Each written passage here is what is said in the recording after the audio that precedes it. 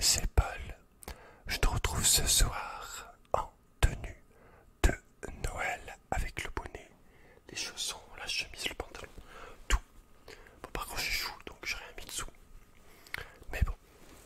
Alors, donc, je vais te lire trois contes de Noël, donc des contes pour enfants. C'est un livre de mon enfance, justement, avec des contes en fait que je n'ai jamais vraiment lus, puisque quand j'étais petit, je regardais principalement les images, mais je ne m'intéressais pas à l'histoire, à la lecture. Donc, je vais le faire là. On va découvrir, toi et moi, ensemble, on va découvrir trois petits contes sympathiques. Donc, j'espère que tu vas aimer. J'ai déjà extrêmement chaud. J'ai envie de me mettre dans ce... Ouh, mon Dieu, qui fait chaud. Mazeltov. Alors, j'ai mis... Attends, l'ordi fait du bruit. Voilà, tu t'arrêtes, merci. Donc, j'ai mis des mouchoirs pour retenir les cuissons chacun. Alors, le premier. Ça dégage déjà. Les chaussons aussi qui sont extrêmement chauds. Allez. Alors, attends, moi je vais m'y prendre. Moi je vais m'y prendre pour avoir la bonne odeur. Pas évident. Alors, les aventures de Nina, le petit ange.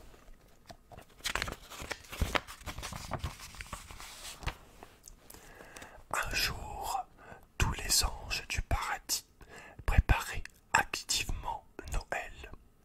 Ils faisaient cuire des biscuits, des gâteaux et des confiseries.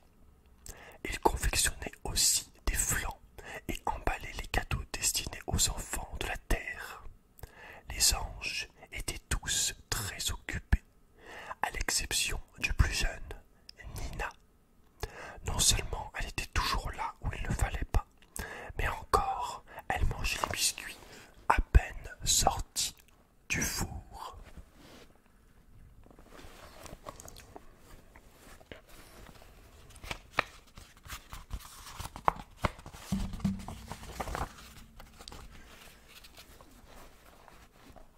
Passant par là, Saint-Nicolas vit Nina.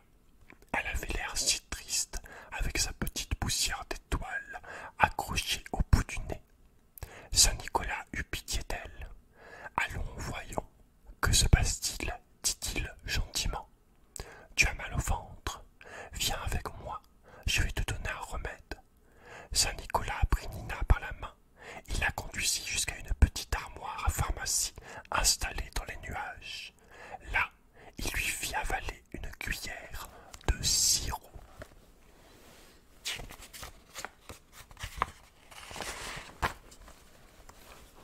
Une demi-heure plus tard, Nina allait beaucoup mieux. Elle put ainsi se rendre à sa leçon de musique, tandis que Saint-Nicolas écoutait les anges qui chantaient et jouaient de la flûte. Nina s'approcha pour les accompagner. Bientôt, de drôles de sons parvinrent aux oreilles de Saint-Nicolas. Il mit sa main en cornet pour mieux entendre. « Qui fait ces bruits horribles ?» demanda-t-il.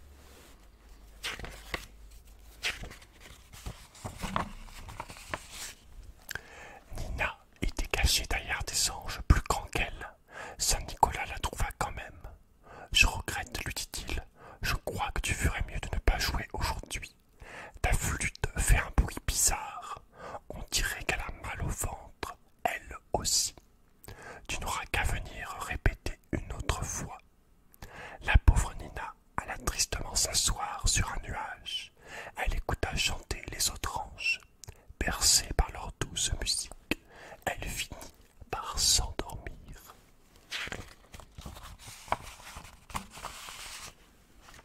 Au bout d'un moment, Nina glissa sur le bord du nuage.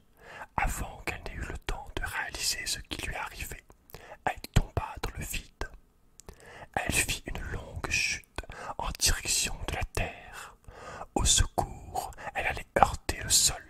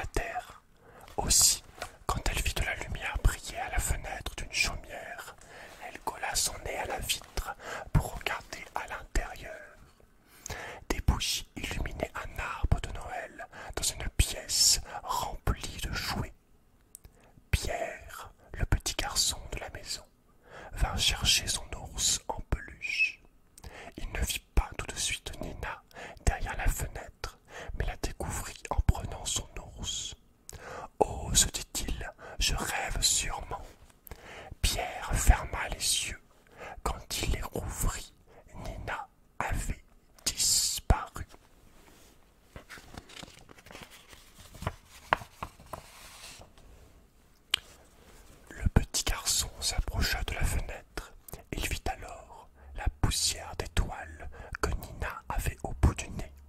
Elle était restée accrochée au carreau. Ce soir-là, quand Pierre alla à l'église avec ses parents pour assister à la messe de minuit, il revit Nina sur le chemin.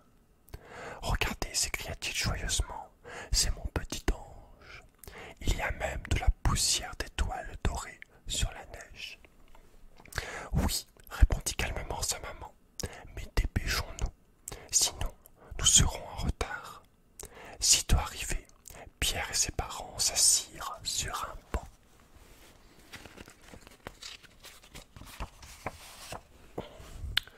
À l'église, le petit garçon aimait beaucoup entendre les chants. Après les prières, il écouta attentivement les chœurs qui entonnaient « Douce nuit, sainte nuit ». Une voix cristalline s'éleva soudain, dominant toutes les autres. Pierre regarda partout, cherchant à découvrir qui chantait si bien. Quand il vit là-haut, près de la voûte, le petit ange assis sur un pilier. Cette voix merveilleuse, c'était la sienne. Pierre lui sourit, Nina lui sourit en retour. Elle lui fit même un petit signe d'amitié. Du style, comme ça. Bah quoi, ça commence à devenir un peu suspect. On va dire comme ça. Tard dans la nuit, Nina retourna au paradis. Son court séjour sur la terre lui avait beaucoup plu. Quel endroit agréable! On pouvait y chanter plein de cantiques.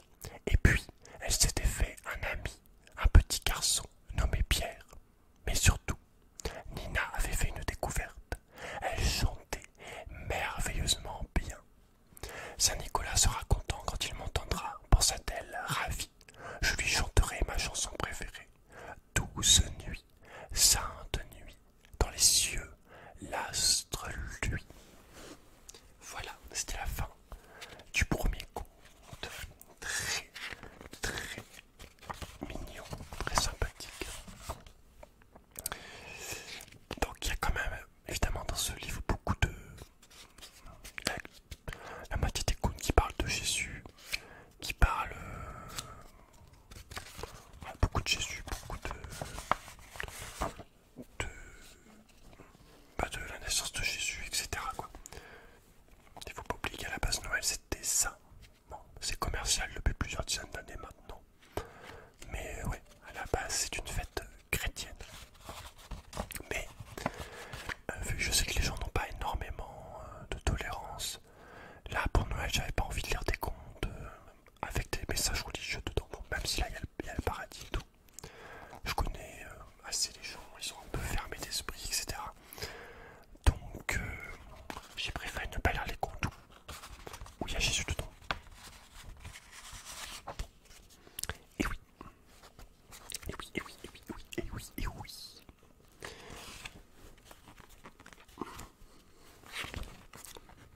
Alors ensuite,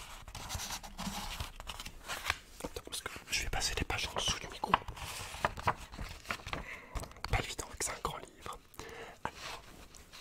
Alors, je vais mettre le mouchoir. Et je vais les cacher là-dessous. Voilà. Alors, putain, je commence à transpirer de ouf.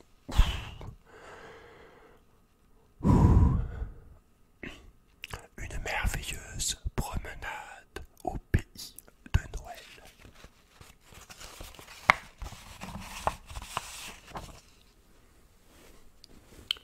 Le soir de Noël, la neige commença à tomber. Bientôt, tout devint blanc. 3 enfants, Sarah, Rebecca et Pierre, allèrent nourrir les oiseaux et les écureuils au fond de leur jardin. Rebecca ouvrit son goûter, un beignet à une petite mésange qui vint en sautillant le picorer. Tout à coup, un écureuil bondit près de Sarah. « Vous avez été très gentil avec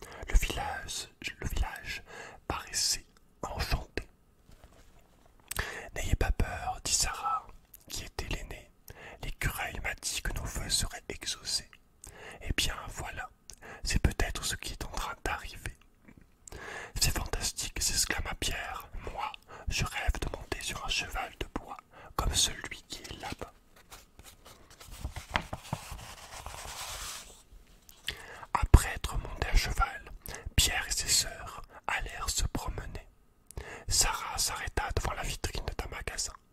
Plus loin, Rebecca et Pierre virent un homme qui fixait des sapins à un support pour qu'ils tiennent debout dans les maisons. Le Père Noël passa. Il portait sa hotte et un tout petit sapin. « Joyeux Noël !» dit-il à Rebecca. Il lui donna un gros ballon rouge. Pendant ce temps, Sarah contemplait la vitrine du magasin. Il y avait des jouets, un ours en peluche, un clown, un âne et un faon. Lequel choisirais-tu, Pierre demanda Sarah. L'âne, répondit-il. Oh, moi, je prendrai l'ours en peluche, dit Rebecca qui venait de les rejoindre. Les ours sont doux et si câlins. Moi, je ne sais pas, soupira Sarah. Ou plutôt, si je choisirais le clown. Ou plutôt, si je choisirais le clown pour qu'il me fasse rire.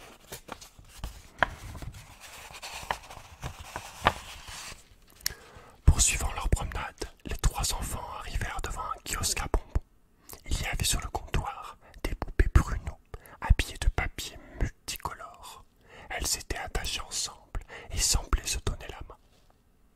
Tout à coup, trois des poupées se mirent à danser sur le comptoir. « Je n'en crois pas, messieurs, s'écria Rebecca. Tu as vu ça, Pierre ? Oui, on se croirait dans un conte de Noël. »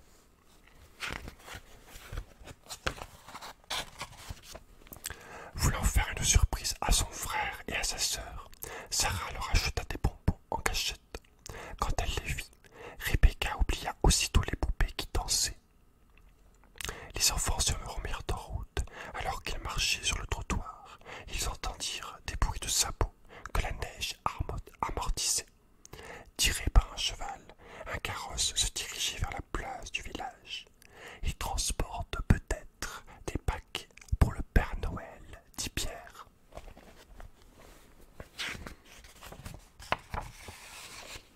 Rebecca, Sarah et Pierre atteignirent bientôt un quartier tranquille.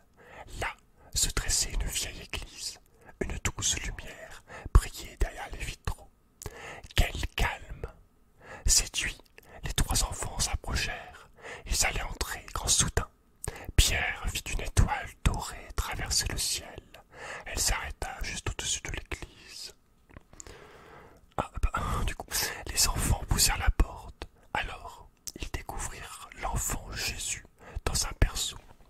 Pierre, Sarah et Rebecca se mirent autour du berceau, à genoux. Merde, pardon. Pierre, Sarah et Rebecca se mirent à genoux. Ils déposèrent tous autour du berceau les présents que la vieille dame leur avait donnés.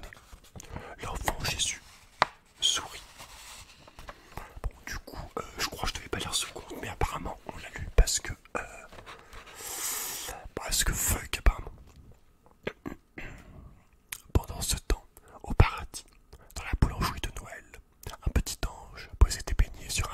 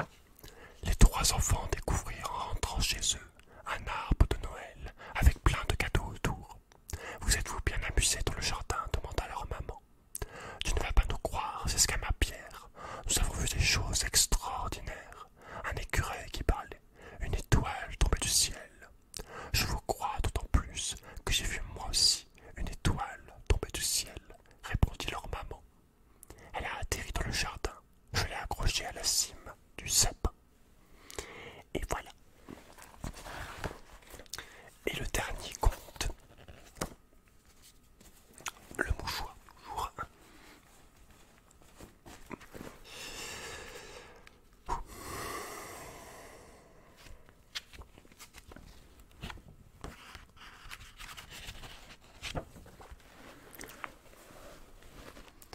Les anges de Noël. Loin, tout en haut du ciel, le gardien des clés de Noël se demande: que doit-il se passer le 24 décembre? Mais oui, c'est vrai, Noël est arrivé. Quel étourdi je fais, je l'oublie chaque année.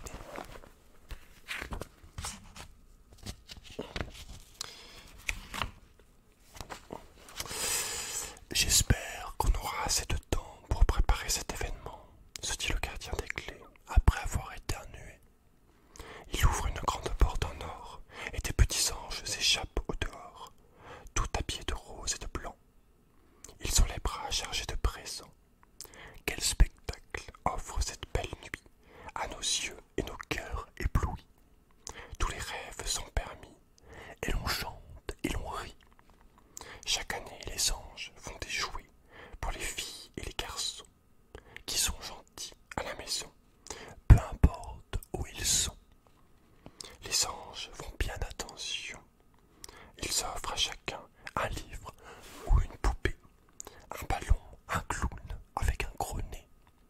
Car les anges exaucent tous les souhaits et donnent aux enfants des preuves d'amitié.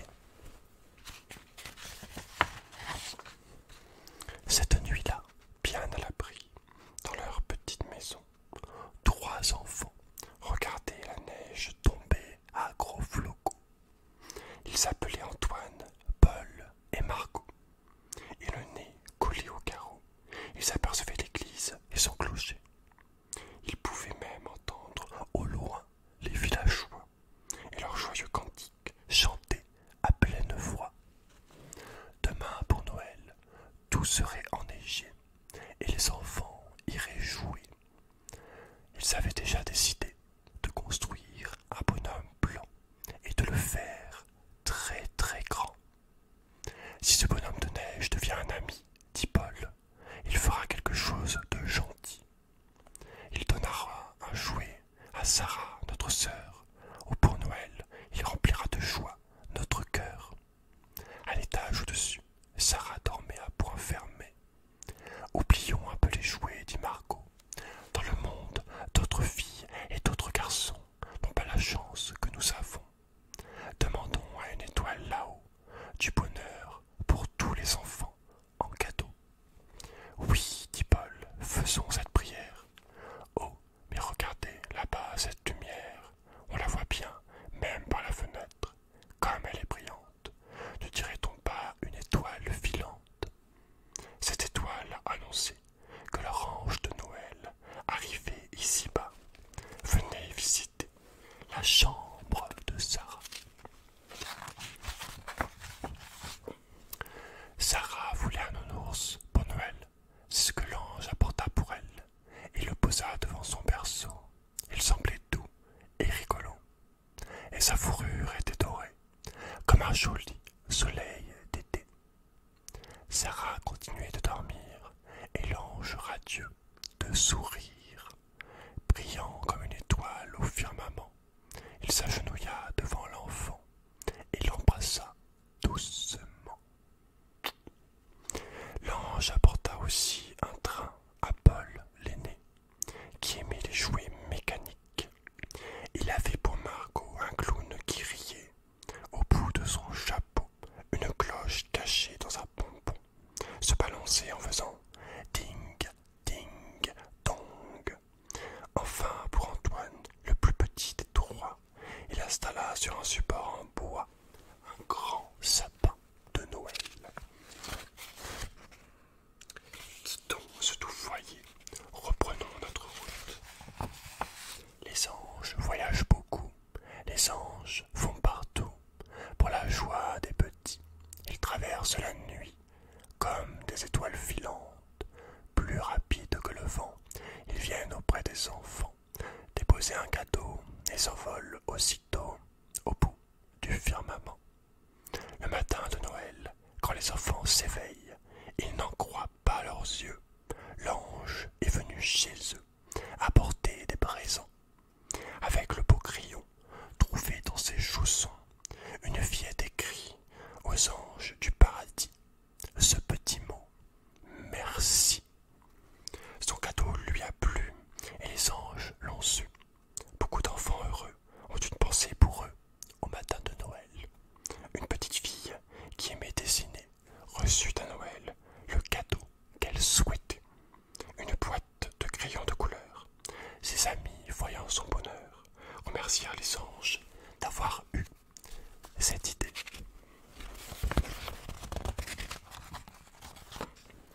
Une autre petite fille eut une boîte de peinture et son frère de belles chaussures.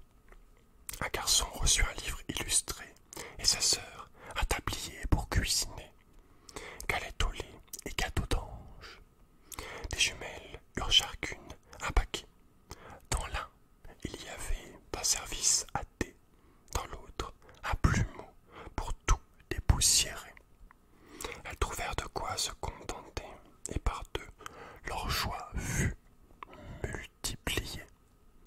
Il y avait aussi une petite fille, sans aucun ami au monde, qui croyait qu'elle n'aurait rien, mais en s'éveillant le matin, elle vit des gâteaux au pied d'un sapin, déposés sans bruit pendant son sommeil par des anges qui veillaient sur elle.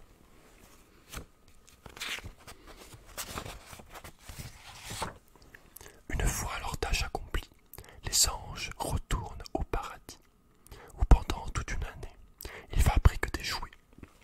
Quand Noël vient avec l'hiver, ils descendent de nouveau sur la terre. Les anges ont pour ami le vieux gardien des clés, qui aime leur compagnie. Comme ils sont repartis, il se sent un peu seul.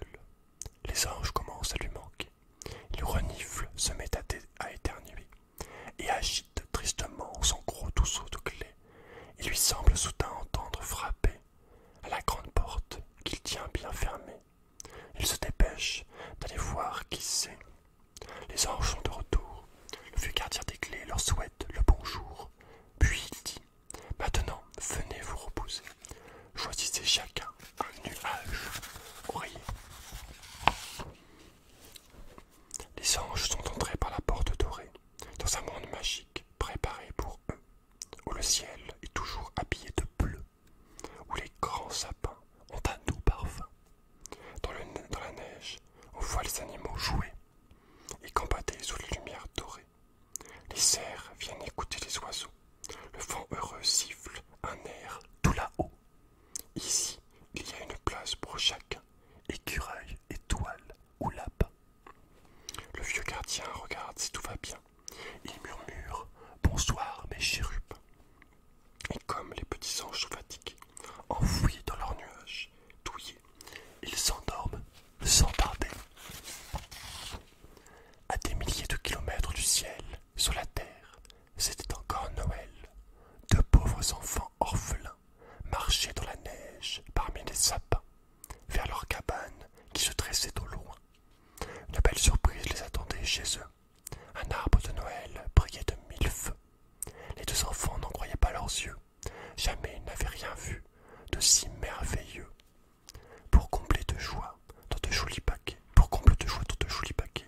ils virent les cadeaux dont ils avaient rêvé. Ceci semble incroyable, pourtant c'est arrivé. Comment? C'est aux anges de Noël qu'il faut le demander. Désolé. Revenons au paradis, derrière la grande porte dorée. Au lever du soleil, le vieux gardien des clés boit une bonne tasse de thé. Un ange sort du sommeil et se met à bâiller. Les autres se réveillent. Il est encore bientôt, dit le gardien des clés. C'est une belle journée. Allons-nous travailler? Tous les anges sont prêts. Oui, disent-ils, commençons. Et peut-être qu'après, ensemble, nous jouerons. Mais d'abord, chantons-nous une chanson. Une chanson? Laquelle? Demande le gardien des clés. Une chanson de Noël pour les enfants du monde entier, disent les anges d'une seule voix.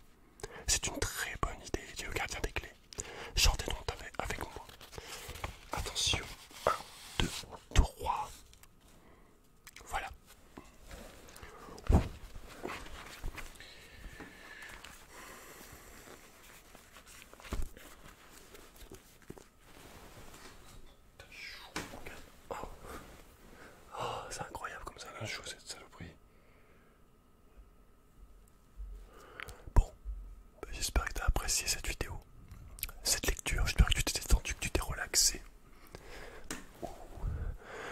Et voilà. N'oublie pas, comme d'hab, de mettre un petit j'aime, tu sais que ça aide beaucoup la chaîne. Et de partager la vidéo. Si tu veux aider encore plus, tu peux évidemment t'abonner si ça t'a plu, que c'est pas déjà fait. Voilà, et ben moi, je vais simplement maintenant te laisser. J'espère que tu vas, comme d'habitude, faire de très beaux rêves. N'oublie pas, prends bien soin